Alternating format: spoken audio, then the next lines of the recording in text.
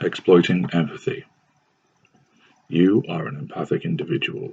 This is why we chose you. This is why we want people like you, because you have certain traits which appeal considerably to us. You have traits which are ripe to be exploited by us, and only someone like you can provide such an opportunity to our kind. You have certain traits which we need to exploit for our own purposes. There are 8 of them. Number 1. Trust. You cannot operate without trust. You trust us with your heart from the very outset.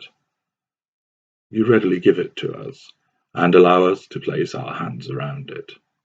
You trust us to keep it safe, and to protect, unaware that our nefarious hands covet the provision of your heart. Your trust is absolute and unconditional, and this enables us to exploit it repeatedly, by doing as we please, acting behind your back, and breaching your trust over and over again. Your reaction when you learn of our breach of this sacred trait is enormous and fuel-filled, and the driver behind our need to take and shatter your trust.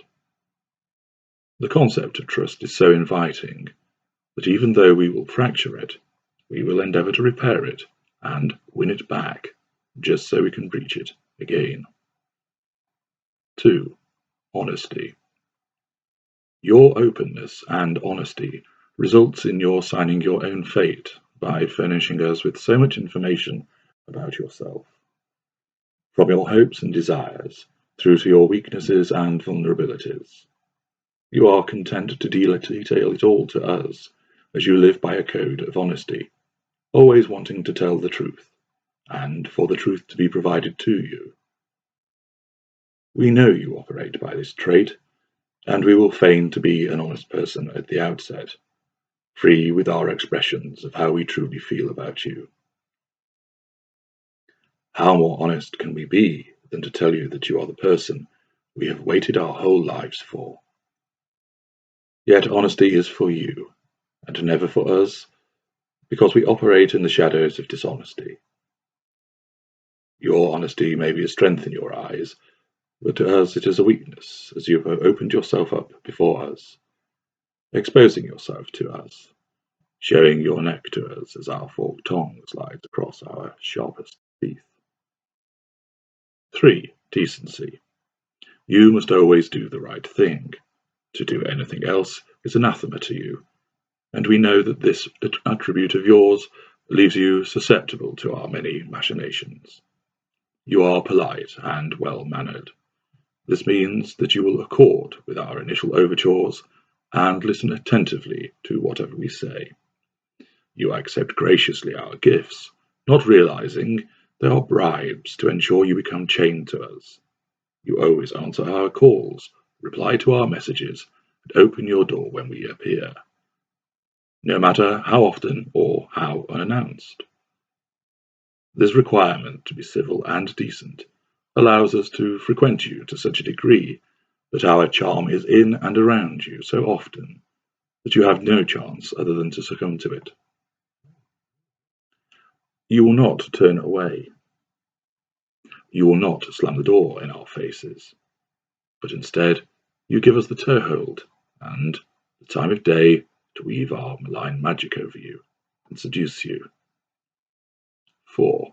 Equality. You expect to be treated as you treat others, and when the devaluation eventually commences and you find that such concepts as consideration and equality of treatment are missing, your alarmed and emotional response is the engine for the fuel we need. You operate by the maxim of do unto others as you would have them do unto you, and thus you treat us with love, affection, and kindness. Its absence by return causes you considerable consternation and upset, which enables us to draw the fuel from you in significant amounts. 5. Fidelity. To be faithful and receive fidelity in return is of significant importance to you. Your own dedication to the ideal of faithfulness means that we have little concern that you will have your head turned by others, no matter how badly we treat you.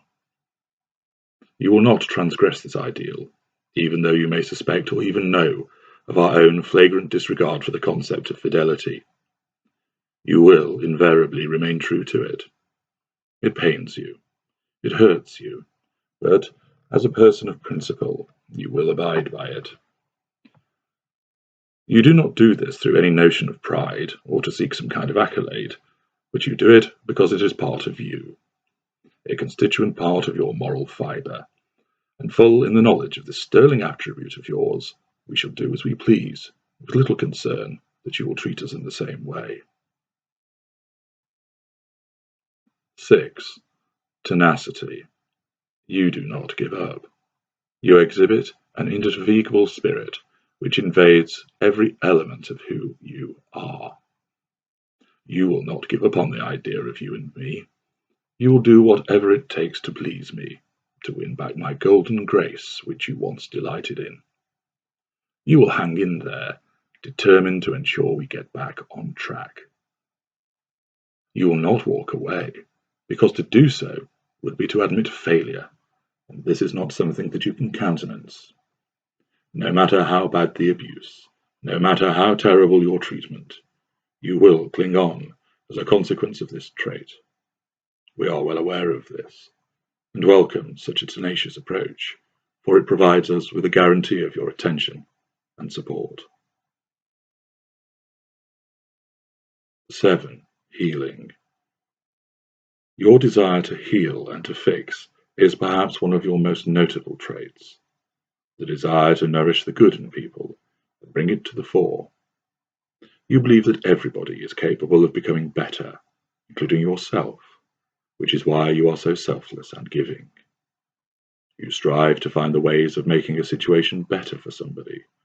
You want to make the sad person become happy, the worried person calm, and to ease the concerns of all you come across.